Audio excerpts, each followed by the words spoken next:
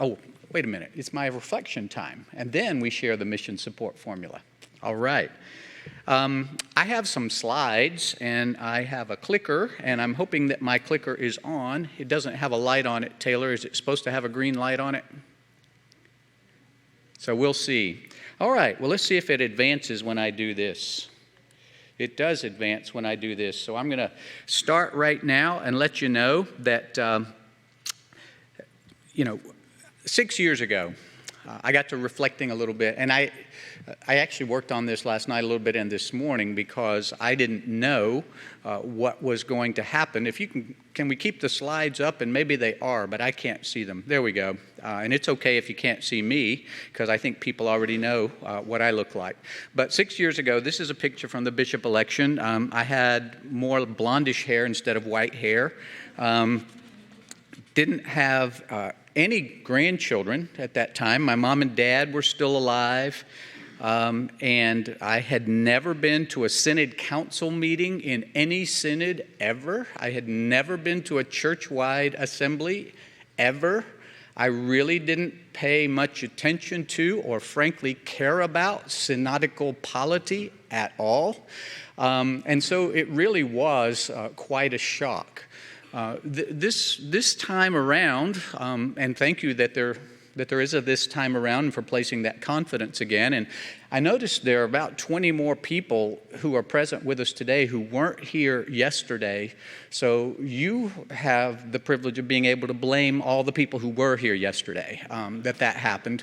And but it is just really a different sort of a thing this time around. It's also a really way different kind of a church, it seems to me. A lot has happened in the last little bit here. So our son, Isaac, our middle one, wasn't married. The other two were. He got married a couple of years ago. And this October, they've got a little boy coming. His name is going to be, wait for it, Nathaniel. I don't know if there's any, I don't know if his eyes will look like that or, but we'll see. And then there was this other thing that happened since our last assembly, that you are all too aware of. All of the realities that went with this, but not just that pandemic that we're still in, by the way. We still have some limitations and concerns. We also, and the staff fusses at me for being the wet blanket so much, but I call things like I see them, and it's possible, as we see in some other places right now, that we could go backward a little bit in that regard. And so we all need to continue to be patient with one another and support our congregations as best we can and our rostered ministers.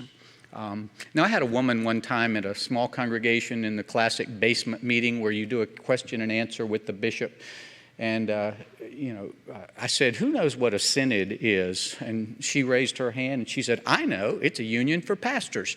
And I said, well, I can understand maybe why you would think that. But no, actually, a synod is a group of congregations. The congregations have pastors and deacons, but it's not just a union for pastors. That said, with our guiding principles that include vital congregations and whole and healthy leaders right up at the top, we've been concerned about our rostered ministers this year. It's been awfully hard to make those pivots, especially in smaller congregations that maybe didn't have, just in terms of equipment, the technological capability, and all the things that they felt that they needed if they were going to be able to reach their people. And so we are amazed at the way our congregations pivoted, the way that our congregations did lots of things. Our synod staff and our synod rostered ministers did a thing, which we won't do in exactly the same quantity probably, but like this whole Zoom thing that allows us to gather right now with almost 500 people. But we met in a lot of these kind of meetings with rostered ministers about a lot of different topics. Sometimes it was just pastoral care. And we really ended up, in some ways, don't you think, staff, more connected to our rostered ministers, to a lot of our rostered ministers than we ever had been before. because of the pandemic. So we'll keep doing those Wednesday meetings starting in the fall, but probably more like monthly instead of weekly.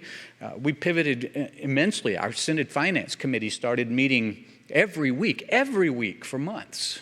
We went from having a bishop staff meeting about once every 6 weeks to twice a week, actually every day for about 4 or 5 months, and then we moved to twice a week. We're still doing that. And so, again, we're trying to all pivot. That was a Zoom meeting that we were on.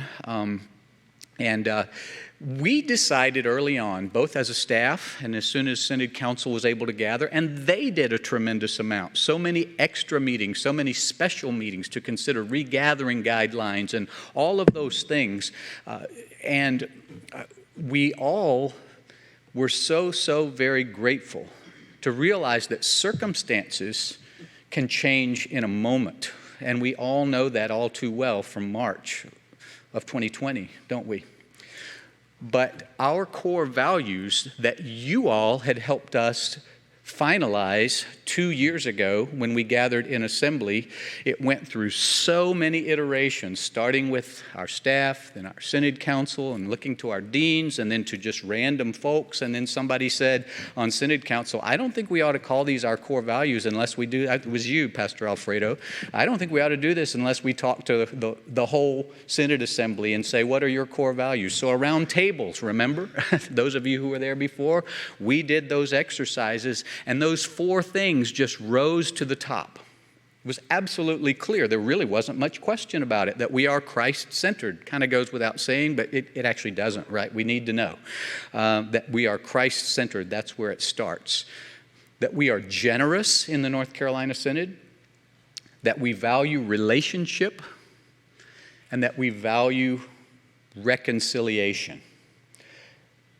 Those things didn't change. So we began, as the North Carolina Synod, staff, council, every way that we could express ourselves to say, how do we live into that? And so it was just really completely intuitive that we would say, let's clean out all these funds that we've been saving for something, maybe a rainy day, because it's raining, people. Let's make some COVID relief funds available for our congregations. Let's do all of these things that we really feel like we need to do. And it wasn't just COVID, right? I mean, there were other things that were happening in the midst of all of this, especially since our last Synod Assembly. We already had just a really polarized society and culture, and there was an election cycle that happened during all of this too that got, about as contentious as anything I've seen in at least my adult lifetime when I've been paying attention to such things. And all of that tension really, not just from the pandemic, but from the politics and and there were some racial things that came up along the way, were there not? That keep coming up and then keep getting pressed back down. Racial tensions, a litany of, I was going to say black men, but Breonna Taylor, black people shot by police, whether intentionally or not, just valuing those lives. And that being politicized and people making you choose which side are you on. This has been a tense time. We get that. But our core values are the same. Christ-centered, generosity, relationship, reconciliation. So to set aside almost $800,000 for our rostered ministers, for our congregations, to help them move into that, as our treasurer, Paul Phillips, was referring to yesterday. And those core values will not change for us now, trying to figure out how we come out of this pandemic. How we come into our addressing issues of racial justice and political tensions and all of the things that weigh us down and separate us as a culture, as a democracy, and as a church. We will carry those values as best we are able. I think that we have some post-traumatic stress. I know that I do, and I didn't have the kind of year that a lot of people, even on our staff, did. Some folks on our staff personally had some pretty terrible years, family members dying. lots of surgeries for themselves or their children. Just lots of different things that we could go on and on and on about. And you have experienced those things too. And as much as those things are so very real and painful and make life difficult for us, what better time to be the church? What better time to be the people of gospel who do our very best to speak the truth in a world where truth itself seems to be arbitrary or alternative and completely subjective depending on my truth, your truth. I mean, somehow or other, we proclaim the truth. Remember Jesus and Pilate? That came up then, so I guess that's not a new debate. What is truth? The question doesn't get answered, does it? What is truth? Oh, except that it does if you tune back a few chapters earlier in the Gospel of John, where Jesus says, I am the way and the truth and the life. I am the truth. So Christ-centered. That's where we are. We had, like I said, a lot of Zoom meetings. We got into our core values. We provided this COVID relief fund. It's still open. We still are available to help and will be available. We consider those requests on a weekly basis. We provided worship services. We just did lots of things as the North Carolina Synod. I'm not tooting our horn. I'm just saying you did the same thing in your congregations, and we tried to do the same things in your behalf to help us all work through this together. We provided different sorts of, Bible studies. When Bill Horn yesterday was reading before the bishop election some of the responsibilities of the bishop, it says, to preach and teach. And I'm like, whoa, I don't teach a whole lot, but I got to teach a little bit. And some of y'all showed up. I mean, we had as many people at these Bible studies as we have at this Synod Assembly. I mean, so, we had hundreds of people, and it was a good time for me, so thank you. But we did lots and lots and lots of other things. We established, I'll get to that in a minute. You might recognize some people here, but before, there also was a little bit of life that happened before the pandemic set in since our last assembly 2 years ago. We went to Papua New Guinea, one of our companion synods, and what an adventure. That's just a very rare place in the world now that's so very different than just about anywhere else you can go now. We had more than a dozen, I think actually 15 ordinations in the last couple of years, and we'll look at that later in our agenda today. So we also established the Racial Justice Network. Amid all of the tension, particularly around George Floyd's murder, but also around so much that was going on, we, as the Synod staff and African Descent Strategy, Consultation, and various other folks said we need to be addressing this in an intentional way rather than just letting things happen as the chips might fall in our culture.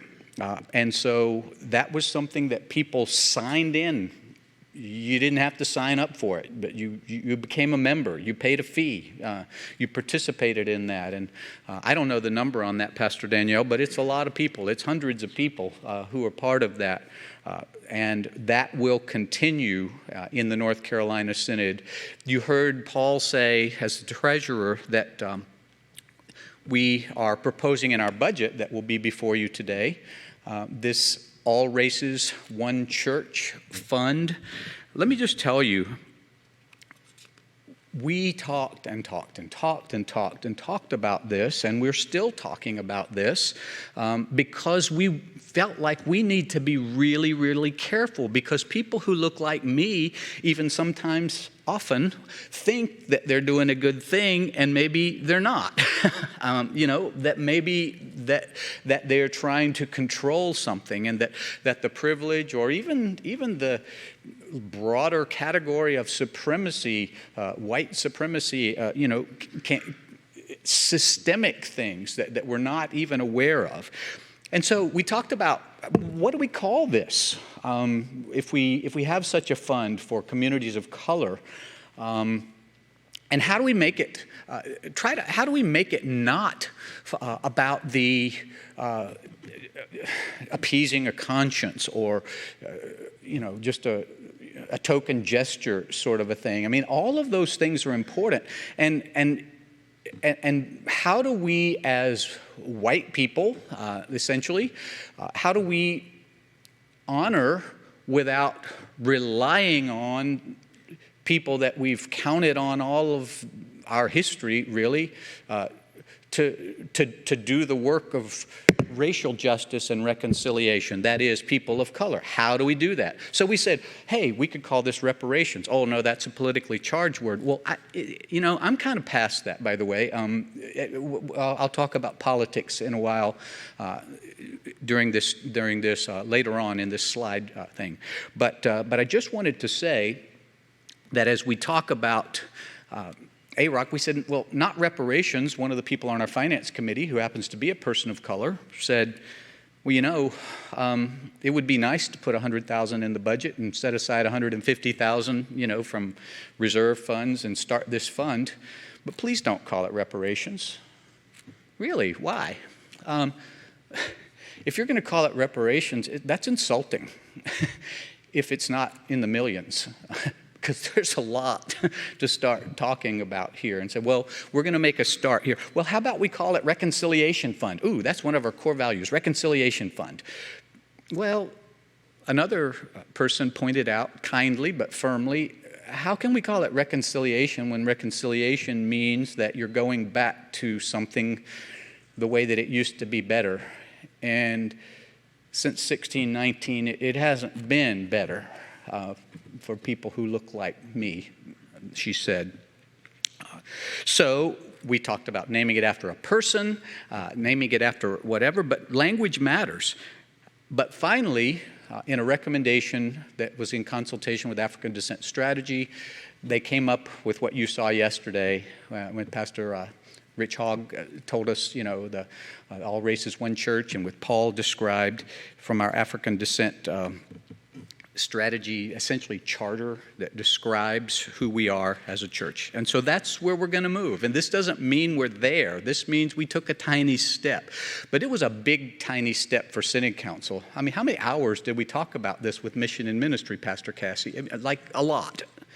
And it wasn't easy, and just like the conversations and questions that possibly we'll have in this assembly, we will be, we talked about those questions too and said, hey, what is this going to mean? And, does this mean we're Democrats? Does this mean, all of these things that people talk to us about, it's like we hear those things just like you do, and we get labeled. And then, for the sake of time, my slide advanced a while ago that I didn't want to advance, but where is it? There it is. The big lie, it's not what you're thinking, although what you're thinking might be a symptom of the bigger lie, in my opinion. The big lie, the really big lie, and interesting, I don't ever quote Rick Warren, an evangelical person, kind of church growth person, but I think what this says is true. A lie doesn't become truth, wrong doesn't become right, and evil doesn't become good just because it's accepted by a majority of the people. That's a little bit of the problem of a democracy, isn't it? What if the majority believes a lie? What if the system in power propagates a lie? That's problematic. The big lie is that we're diagnosing, in my opinion, a lot of things incorrectly. And therefore, we can't treat it correctly and helpfully, because we've called it the wrong thing.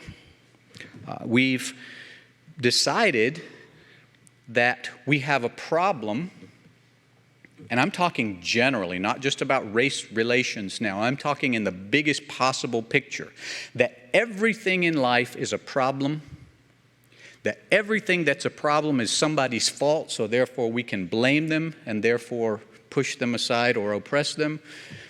that because it's a problem and we can tell you whose fault it is, then we're going to offer a solution. And the solution is essentially fundamentalism, politically as well as biblically, theologically, and otherwise. That is pushing us to the extremes. And you must land as a whole package deal as yourself in one extreme or the other.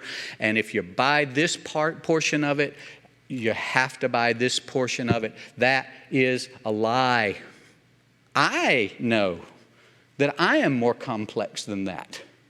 I know that you and systems and everything else are more complex than that. What I believe, and this is from Roy Oswald about 20 years ago with the Alban Institute, in ministry in general, in life in general, I think this is good for individuals as well. So many things that we think we have a problem that therefore we need to solve, and therefore we can blame, and therefore all of those things are not problems at all. They're polarities. They're things that you can't fix. Now, racism is a problem. We got to solve some things with racism. That's not a polarity. Systemic racism is a problem. But I'm talking the bigger picture of life in general, where people maybe intentionally, it certainly seems that way, from both ends of those extremes, are trying to label you and label me and manipulate you and manipulate me toward being what they want us to be. So here's some, if you don't manage your polarities, they'll manage you. You've got to have some give. You've got to have some take. You can't decide just to be a giver. You can't just decide to be a taker. You've got to figure out how to manage that on that polarity. Here's the simple one, and please stick with me on this because it's exciting to me, even if you think, what is he talking about? If you make a quadrant, if you make a graph, and you do something simple, this is maybe the simplest one you can think of. You can tell that it's a false dichotomy. But what if there were people who told us and kept harping on us and teaching us and raising us and curriculuming us and everything else to say, you have to choose if you're one of them or one of us? Are you an inhaler or an exhaler? You can see the absurdity of that one, right? Because you know that that's something that has to be managed, that you have to do. If you decide that I'm an inhaler, the upper quadrant on the left is going to be very positive. You're going to get oxygen. But if you do it, and it's great because you did, but if you stay like that too long, you're going to find yourself necessarily in the negative part of that quadrant. And it's going to kick you up to the positive side on the other one and say, oh gosh, I was wrong. I am not an inhaler. I'm an exhaler. You see what I'm saying? It's a false dichotomy, and the world is full of them right now, always has been. It's to say you have to choose. We Lutherans know this historically and theologically better than almost anyone if we're true to ourselves. Is it the law or is it the gospel? You have to decide which side you're on. Absurd? No. Are you a saint or are you a sinner? Simul justus et peccator, said Luther. Simultaneously saint and sinner. Already, the reign of God has come near. The reign of God is not yet. Because clearly, look at the world. That can't be the reign of God. Justification and sanctification. Well, which is it? This is from Luther's Treatise on the Freedom of the Christian, 1530, extremely foundational for Lutherans. A Christian is a perfectly free lord of all, subject to none. That's my side. A Christian is a perfectly dutiful servant of all, subject to all. Oh.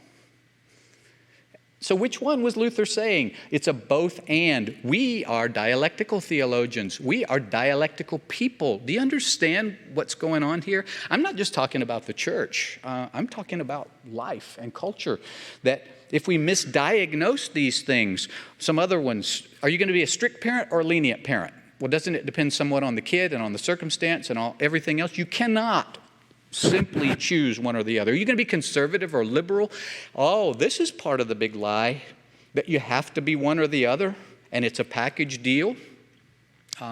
Because that's actually a spectrum, and it also depends on circumstances and who's defining those words. Are you going to have consequences, or are you going to give forgiveness? Or could you possibly do both? I think is more likely. Love of country, America first. Concern for the world. Can't you be both? I think so. Black lives matter, blue lives matter. I'm playing both of those. Don't you make me choose, because I'm not playing. And we're going to hold both accountable, and we're going to love both, just like, these get to be really hard, especially in moments. There sometimes are solutions within polarities of certain things that need to happen. Please don't mishear me. So what about all this politics thing? You know, one of the things that frustrates me the most is when folks say, keep the church out of politics.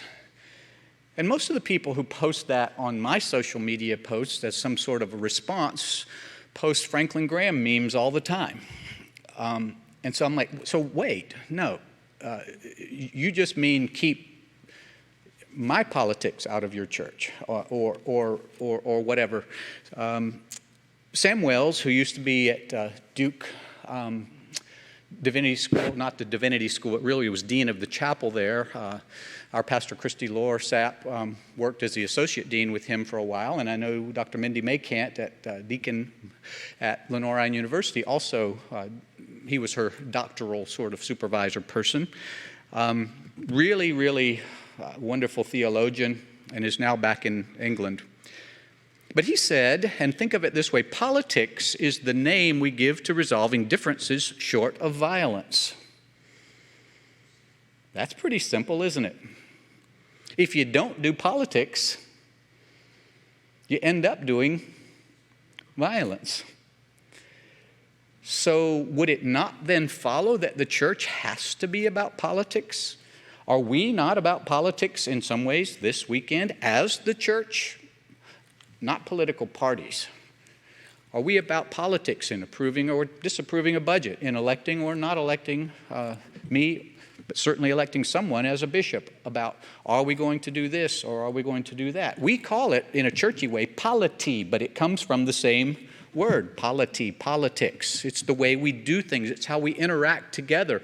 And when people don't feel heard, and when people feel like they don't have other options, or when there are those behind folks, that could happen theoretically occasionally, who want people not to converse and want to demonize others, then they want to incite violence. But it's the way we end up, just about either way. That's my last slide, but I have just a couple of other things, or a few other things that I wanted to say. As priorities moving forward, and we are, because we felt like we had to do some scenario planning as the North Carolina Synod staff, our strategic plan that we've been working with expires at the end of next month. And we did that on purpose because we knew that there would be a new bishop term, regardless of who the bishop is. Also, we didn't envision when we started that we would be coming out of a pandemic and the world would have changed. And so now we got to kind of tweak. And we've been working on some of that as a staff. We're looking toward presenting a lot of that to the Synod Council. It's not set in stone, but at our September meeting. But yoking certainly is going to be, and collaboration in congregations. Just has to be a way forward. Read Pastor C.C. Mills' report about where she addresses that. It's so very important. Just another thing, we realized, because I put it in an Excel spreadsheet on Memorial Day, that We need 59 interims, what we call interims, in the North Carolina Synod right now. And we have 40 available.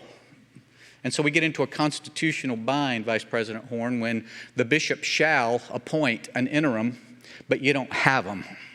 And so, so what do you do there? So we're talking about several things. One is, some of our congregations have got to get off a dime and quit restraining Jesus, like Deacon Tammy said last night, in all of the ways that she mentioned, because we do have candidates. But if you say they can't be over 35 and they have to be white and straight and all of these other things, we've got candidates, but you're just going to have to figure it out. Do you want to sit there without, or are you willing to see that maybe the Spirit's doing something that we or I or you might have thought not possible? New definitions and guidelines, something that most congregations and lay people don't usually pay attention to because it's for the sort of guidance of the behavior of rostered ministers, pastors, and deacons. The new definitions and guidelines, however, addresses very explicitly, unlike any other document except our Constitution for congregations, how we deal with extremely difficult congregational members. And that's a congregational process in which the Synod can help deal with that. But we are accountable to one another, and all behavior is not okay. Particularly bullying behavior, polarizing, tearing down the body of Christ behavior. That's not okay. God still loves you. I still love you. We will do everything we can to work together. But we've got to be in this together. So, yeah. And what about the church as a whole? The ELCA is in decline. The North Carolina Synod is in decline. We close a couple of congregations. We don't close. They close themselves, congregations a year. Couple, 2, 3 go to another Lutheran denomination because they don't like something we did or failed to do. And then the ones that do exist, the great majority of them are dwindling in membership. So some of the really, really faithful congregations with wonderful people, it's not that they don't want a pastor or whatever, they just can't afford one. So we're looking at establishing some new things. We already have lay preachers, but we're looking at synodically authorized ministers. We also have that, but that's something that we're looking at for smaller congregations that maybe can't afford someone, that we do some very intentional training for a lay minister to go in there who not only preaches but leads worship and visits and acts in a ministerial capacity there, even in that one limited place, presides at Holy Communion with permission from the Synod Council each year. Again, we have some of those, but there'll be more of those, because we realize that we're kind of pricing a lot of our congregations out of being able to have somebody, and it's our responsibility to find you somebody. So, and then some of those folks end up in candidacy, especially the team program. So that's great. Yeah. I think that as we think about Jesus and generosity and relationship and reconciliation at our core, and we continue to trust what we've been going on, that, we have our vital congregations and our whole and healthy leaders as our chief and top and ongoing priority. That, remember, Jesus promises in Matthew's gospel when he's talking to Peter and establishes the church, that the gates of hell will not prevail against the church. I do believe that. But sin and death are pretty powerful. They get the best of me sometimes. Not death yet, but it will. It will. Please be assured. We tell you that every Ash Wednesday. And the same's true, like I've said before, of your congregation, of the North Carolina Synod, of the ELCA. We're not forever. We're not ultimate. But we're here in the meantime doing the best we can to live into the reign of God that is already, but not yet, and be about the ways of Jesus. And we do trust, and we move forward, if not always with optimism, always with hope. Always. Not in us, right? You'll be really misguided if you do. Trusting that in Christ, all will be well in the end. And if all is not well, then this ain't the end.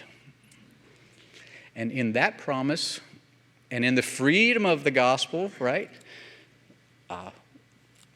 we get after it right now. Back to Tammy's sermon. That was so good, Tammy. Thank you.